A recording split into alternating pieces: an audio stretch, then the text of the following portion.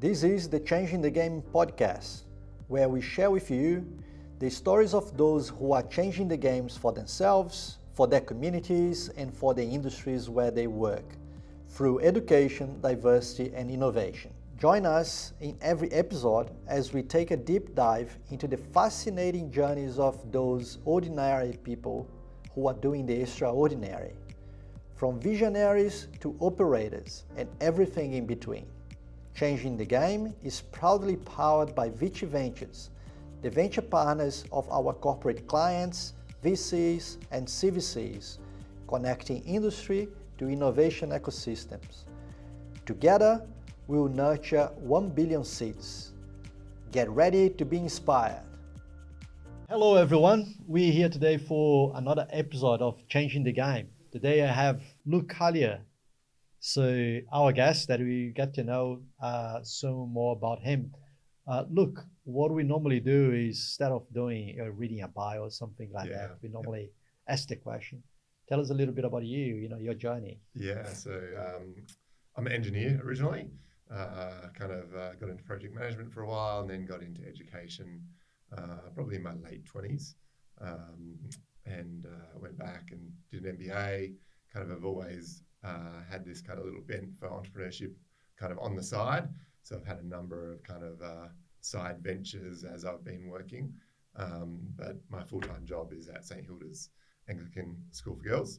And my role there is the Director of Discovery, where I oversee the entrepreneurship program that we call ESTEAM, which is entrepreneurship through a lens of sustainability, science, technology, engineering, arts, and mathematics. So that's the day job. And then on the side, I actually, as we were just talking about, host my own podcast as well through a podcast called Adelaide. So wow, that's cool. That's a nice introduction. So I can say this. I'm kind of envy your job, but then I don't know exactly what you do. But I'll tell you a story. So I'm an engineer as well, and doing engineering. So myself and I'm, as a best friend during school. This best friend, by the way, we met at year 5 and we graduated school together, university together. But we used to do, it was a little bit more than tutoring. We used to do classes to help people to do the ATI exams and etc. And our passion was to teach. Unfortunately, I'm from Brazil, so unfortunately, teaching or education doesn't seem like a career you choose. So I'm curious. So you're an engineer doing project management. How that decision to go into education was? Yeah, I guess even when I was doing engineering at university and even my first couple of years out, I was always doing coaching. So I'd coach basketball and I'd coach a couple of other sports at schools. And even while I was, in amongst working as a project manager and engineer, I did a kids camp in the US and worked as a sports kind of coach at a kids camp for a 3-month break from my day job. And so I probably at 27 or 28, reflecting on what am I doing in my life? This is not what I want to be. I'm in my booth here, it's, not kind of interacting with people the way I'd like. And so I probably at that point was just I remember having this conversation with someone at my school saying, I think I want to be a PE teacher. And that PE teacher kind of turning around going, you're way too smart for that. Don't waste your time with, teaching. And, it always probably stuck with me as well, why didn't I just do what I wanted to do? Why was I doing something that maybe other people thought I should have been doing because of I was good in maths and sciences? And so at that point, I kind of went back and did some study and then ended up moving over to Perth for a job at PLC as a head of sport. So that's kind of how I transitioned into education. And then my roles have just kind of evolved as my skills have evolved. So interesting. Yeah. Are you originally from Australia? I'm from Adelaide originally, but have lived kind of all over the place, lived overseas for a couple of years, lived in Brisbane and Sydney as well. So well-travelled, moved over here 15 years ago and now married a Perth girl. So I'm trapped here now. Very nice, good. It's not a bad place to be trapped, absolutely. Right? Yeah, so it was interesting when we were, doing the podcast, we think about who's gonna, we're gonna invite to be a guest and etc. And when your name come up, so the motivation to create change in the game in the first place was into the subjects like innovation, education, and diversity. Right? There's a kind of you enticer all the three of them. That was exciting to. Oh no, we need to get to know him a little bit more. So can you tell us more about what you do in St. Hilda in that sort of? I reckon it's a different job at school. So what is that you're trying to do there? Yeah, so I guess my role at the school is really around probably strategic projects. And as we evolve as a school in many different ways, my role is to kind of oversee those as they roll out. But I guess more importantly, when it comes to kind of innovation, entrepreneurship, when it comes to the kids, our principal is really strong on wanting to change the game when it comes to females in entrepreneurship and empowering young girls to change their world if they choose. And so as part of that, a strategic project or initiative was created to shift that dial. Like there's stats around, I think last year, I think the stat is that 2% of VCs that were funded were only 2% were female led. And so with stats like that, our principal is very strong on wanting to change that narrative. Yeah. And so our program is really a full breadth year 5 to 10 program where students are learning entrepreneurship and innovative skills that can be leading to possible outcomes in entrepreneurship, but probably more importantly, the entrepreneurial mindset. So how do you see problems, define problems? How do you stay in that problem to kind of think about all the different solutions that might be possible? And then have those kind of skills and that knowledge to be able to go, okay, even if I'm working inside a company or as my own company, how might I pitch that to kind of influence and change and shift people's ideas? So the program's probably evolving around students and how do we create students that can be the change they might want to see, which sits outside of some of the traditional silos of traditional subjects in schools. So I guess twofold. One is my role is to bring in innovative projects into the school and an outward view of its relationships and partnerships with external bodies, like Mesh Points is one of those. And seeing what other tertiary institutions are doing in schools, but also to create that next generation of people who can also do that. Very good. So this thing about innovation, entrepreneurship, or companies founded by female entrepreneurs or venture capital being deployed. So it's a subject that we have been around it, right? So I'm an angel investor myself, so we talk about that a lot. And at Buff Angels, as an angel investor syndicate, we're proud of the fact that a significant part of our portfolio have female founders. But we don't do that by design, so it's kind of a little bit of a coincidence, and we always stop to reflect on that. So, but when you look at the industry as a whole, yes, that's it's short. I even heard something in Silicon Valley about a female factor, where female founder factor when female founders are pitching for money, and I was quite shocked by that. The VCs actually pay less.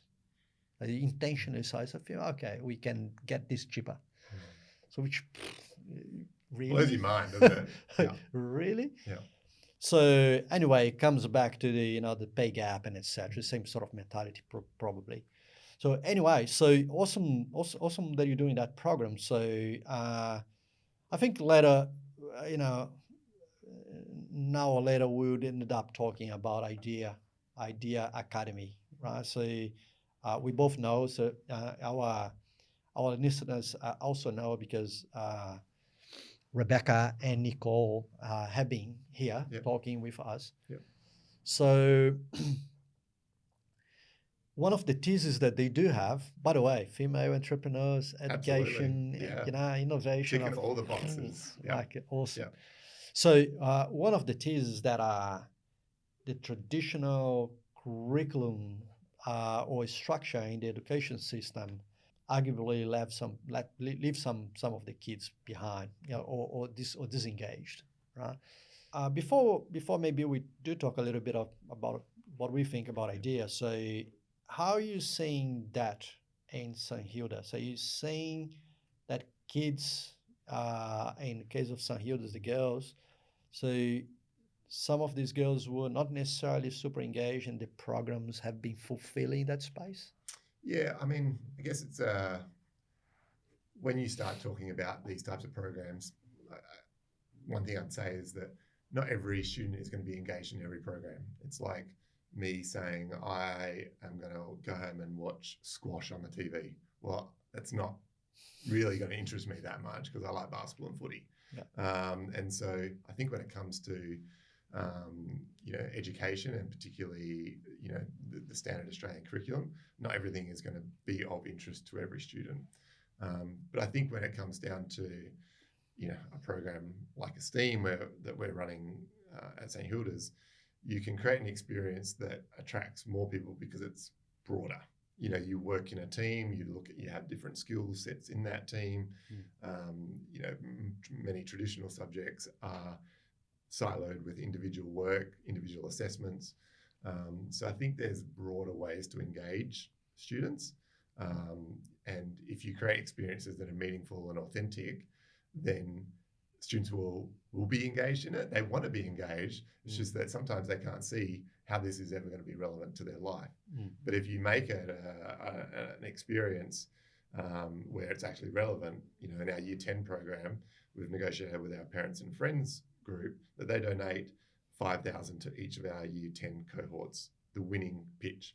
So, and those programs are all designed about how can we change something in our school? Like, what would we like to see a change in our school? Yeah. And so instead of just going through the motions of, well, anyone can kind of think about problems in the school and we pitch this thing and it never happens. Actually, what we're doing is trying to say, like, there's a buy-in here. Like, there's a real reality that someone's going to win and someone's going to get some money to actually make that happen. Yeah. And so there's an authentic experience that kind of connects them to the real world of, like, you pitch something, you can actually make some change happen. Yeah. And so I think if you create the engaging experience where students are going to buy in, you'll get more engagement by default. Not all subjects have that flexibility and ability to deliver that type of curriculum, but I think, going back to your point about the Idea Academy, that they have, an interesting way of being able to allow more of that because of the flexibility they have. And I also think more broadly about education that, and I share this vision with Nicole and Rebecca, is that if you look 10 to 20 years down the track, there'll be more niche players in education and there'll be more people, we offer this, we offer that, we offer something else. And parents will have a lot more choice when it comes to what suits my child. No, And absolutely. it'll be more portable potentially. Absolutely. So I didn't mention quickly before we started that, as you talk about St. Hilda, the Anglican school for girls. So our kids attend Ohio, which is the Anglican school for boys. And I reckon that we are absolutely privileged because, in these schools, we can have this variety of extracurricular, sometimes curricular sort of initiatives that that present to the girls and the boys the options, the opportunities, right? They can choose. So I do dream about this sort of, these sort of privilege to be more democratized, I guess. So eventually that's maybe a space that Idea can fulfill as well. So, it's still a place of privilege, but maybe it helps democratize a little bit more. Yeah, I think we see at St Hilda's our role in that is to help shift the narrative on what we're doing. So to be thought leaders and to provide the opportunity for other people to come in and see what we're doing in this space. You mentioned earlier, but we ran what we called the E-Summit a couple of weeks ago, where it was about bringing entrepreneurship educators together. And that's probably one of the first times that entrepreneur educators have been together in the same room. But we see a role for us in, bringing those teachers from any part of the state together to actually upskill and go on that journey together. And as part of that, we had a bunch of, tickets that were available at no cost. So those schools who have a tighter budget can attend at no cost. So I think there is an element of we need to be able to make sure that we're kind of giving to the rest of the education system as well. Very nice. To There create was a bit there more of was that the quality. East Summit. Yeah. So what is it? Happen every year? What's the plan? Is that Yeah, that's the plan. So bringing for entrepreneurial educators. entrepreneurship educators? Yeah, and this one was really around connecting. I think some of the feedback I've heard from other educators is that yes, we do it in our own little sphere. Yes, I teach Year 9 entrepreneurship for one semester as an elective, but I don't really understand who all the other players are in the ecosystem. Who's Space Cubed? Who's Mesh Points? What do Curtin do? Who's the entrepreneurship manager at Bloom? All of the aspects of the ecosystem that you and I know because we're kind of embedded in it. But most educators sitting in a school, 55 minutes from the city are just trying to get through their curriculum and they're not really that understanding of what's the bigger game here and who can I call to kind of get them to help me. Like I think you mentioned earlier that, if Hale call and they want some judges, then they can call you because they know you're connected to the ecosystem. But this was really about how do we broaden their knowledge of the startup, an entrepreneurship community more broadly for educators to be able to tap into. Yeah. So it's interesting what you just said. Sometimes we become a little bit blind because of the universe we know. So what you mentioned now is in the universe of educators of entrepreneurship, there's some people that just don't know that these exist, that exist, that exist. One thing that I notice is that talking with some of the entrepreneurs, so and we think that there's a cutting accelerator or in Space Cube environment, it's plus 8 accelerator. But you talk to some entrepreneurs sometimes, talk about accelerator, and they don't know that exists. Yep. So it's almost like I become blind for that because it's so part of what I see every day that I think everybody knows it. That's definitely not the reality. So cool. But I think just to add to that point, going back to the girls at St. Hilda's, I think there's an element of you can't be what you can't see. Absolutely. And so if there's only so few female-led entrepreneurs, well, how can we shine the light? So that they know that like in 4 years' time or 8 years' time when I've graduated and I've been in a job. I remember when I did that entrepreneurship course at School of Steam, they told me that there were these programs I could do. And then they go, but then 8 years later, they go and look for them. But, too often in a school like ours, it's like, oh, I know what medicine is and I know what, dentistry is and I know what a lawyer does. And so there's a fixed view on the trajectory of what our best students should be doing. Whereas I would look at that and go, wouldn't it be great if our best students actually thought about starting their own solution to a problem rather than just working for someone else in a bigger system where they may have little ability to actually shift the narrative for society more broadly. So you talking about this with you, so it's very, very clear the passion coming out of you. So it doesn't seem like a job. Seems like what you love. So you did mention that you do have a podcast as well. So what is it? Tell us about it. Yeah. So I guess I'd like to, and I was reminded of this recently. I live two lives. I live the life of an entrepreneur and an intrapreneur. So it's kind of like the entrepreneur in me loves doing this stuff within a school or within the work environment, but the entrepreneur in me loves kind of the ability to create my own things in my own time outside of my day-to-day job. So, I'm one of these I'm like the 5 a.m. club guy. I love kind of the self-help genre of books. So, I'm up at 5 and I have a podcast. We're about 50,000 downloads in, 80 episodes. And part of that is, that brick by brick nature of building something from scratch. I've never been the techie guy. Like I wish I could code, but I'm not that guy. So how do you build a company or an organization when you're working full time? And it's brick by brick. It's episode by episode. It's something that I can do. I can mix. I can edit the episodes myself. I can find the people to be on there. And bit by bit, that's grown. And now we get invited. We've been invited to the East Coast for a couple of conferences. We do live podcasts. We've created masterminds that have come out of it. Next year, we'll do some case study clubs, that will come from it as well. And so for me, it's kind of eventually my goal is that maybe that will grow out to be a full-time thing. But, at the same time, I have the day job and I do love what I do there as well. So it's a nice balance for me of getting that right when it comes to entrepreneurship, and I think it really allows you to talk the talk and walk the walk with your students. Like when they say, "Oh, how would I do this?" And I'm like, actually, you could just go and create a Wix website. Don't even have to pay. You could just publish it. If someone goes to it, you can easily share that as a URL. You don't necessarily need to outlay thousands of dollars on a website. Just as a small example of walking the walk and talking the talk. Yeah. Very nice. There are two interesting things in what you just said that caught my attention. One is you using the words entrepreneur and entrepreneur. My own experiences and my own career experiences are crazy nice thing of startups and corporate jobs, and etc. I'm kind of familiar with that sort of concept of entrepreneur.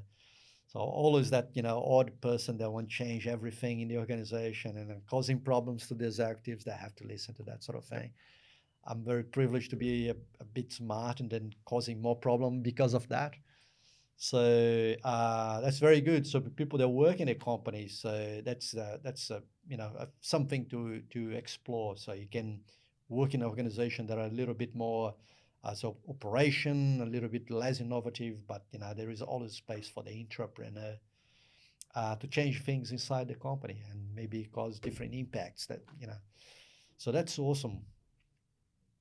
So the other thing that you mentioned as well is that you have these personas of the employee of the school and these entrepreneur that's trying to do this or that. What I would like to pick up on that is because you mentioned, well, this is the way the podcast and the media and etc. is the way that I found that I can create something and produce and etc. But you mentioned that I couldn't code or I'm not the tech person. So, and what do you think? Because the tools that we have available today with all these non-coding things, and particularly because teaching entrepreneurship, and you're gonna find this question coming from the kids for sure. So you have no coding, and as development software to develop no coding.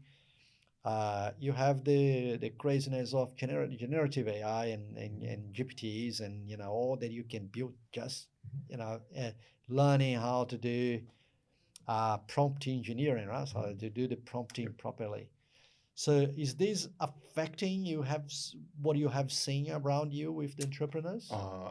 In terms of no code, definitely. Like it's interesting that you bring that up because probably in the last 4 or 5 months, I've actually been down the rabbit hole of trying to teach myself some of the no code tools and playing with things like Zapier and the back end of different tech stacks to try and understand. Okay, well, if I wanted to create something that did X, Y, Z without actually being able to code that up, and I think AI is a perfect example of how do you create a prompt in the back end so that it looks like it does something pretty amazing at the front end, but uses a bunch of information, treats it a certain way, and then spits something out, which is pretty cool. And so I think the ability for students to be able to do more and more themselves without having to be necessarily tech enabled or tech background or coders themselves, I think is going to be a game changer. But I think if you're truly wanting to create a game changing tech platform, you still need back end understanding of how a database and how a system's going to stand up. Because if you're playing on other people's platforms, it's probably just my own opinion here, but if you're playing on other people's platforms and then you try and start selling products based on those platforms, then there's the potential that that platform goes away. What happens to your product? So for me, it's about the way I was using it was more about how you create the test platform and the MVP, if you will, to kind of go, well, would someone pay for this product? Yes, great. Then I can build out a proper product underneath it. Absolutely. So, and in different terms, yes, there is all these no codes and these applications that help you to build without. At the end of the day, to build a proper tech solution, so you do need that tech architecture and etc. One of the things with GPT that was just having a chat and exchanging with someone else the other day is that these days, so you can I agree with you. So you need to have someone in your group that have the technical knowledge sort of thing, but you can have a conversation and making that conversation, what do you want out of that conversation be become a code Yep. done by the machine. So still need to look at it, Yep. but I would say that those tools are better for who cannot code. There's people that don't have the technical background, cannot code, so can potentially use those tools. Yep. But those tools are even better for who can code. Yep. And use those tools to multiply, right? Yeah, I think the same thing is the same for entrepreneurs, though. Like, I use AI all the time to generate a bunch of things for me, which I would have been able to do, but it would have taken me 10 times longer. And so now I'm 10 times more effective with the time that I have, which is essentially an hour to an hour and a half in the morning at 5 a.m., because I've got those tools to make me 10x better, the same as the engineer would be able to make themselves probably 10x better by having those tools in their hand. Yeah. So tell me one thing. So you've been in Perth for a while now. You love the place, as you mentioned before. So one of the things in our ecosystem that I usually find myself having conversations with people about is Perth and Western Australia ecosystem in comparison of versus what happens elsewhere. So nationally, you think about the East Coast and Sydney, and then you go global, right? So and Silicon Valley and other ecosystems. So every time that we talk about this, the thesis is that it's not too hard for people that want to do this to take a flight and go elsewhere, right? So do you have a view of what is it that we may have that is special, or what we may have that's a reason for people to develop their ventures here locally? For me, there's probably one clear answer to that, which is we're in the same time zone as what's the stat? Like 20% of the world's population, and we're probably the only English first speaking capital city in that time zone. So why not? Yeah. But I think the challenge for us as Australians is that we think about our market, and even in education, it's even narrower. Students think about their world, which is usually only 6 suburbs long, and so I think because we're isolated, sometimes we don't make the weekend trip. Like as an example, living in Adelaide growing up, we would do 4 or 5 weekend trips to Melbourne a year, for different reasons, for sporting carnivals or whatnot. Whereas it's a bit harder to do that from here.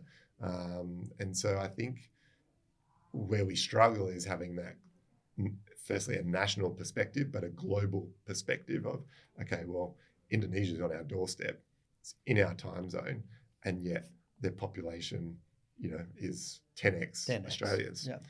And think about the market opportunities there.